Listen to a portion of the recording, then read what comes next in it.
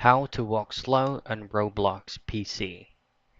Now, first things first is access your Roblox launcher or even try to use the Roblox web version. Once you're here, please do make sure that you're fully logged into your account. Now, we will be getting or we can only access these specific settings once you are on any experience or game available.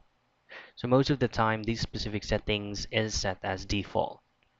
So my example is on gonna be on blocks fruits. Now to walk slow, we just have to press and hold the control keys from your keyboard and try to walk. So as you can see, I'm currently walking slow.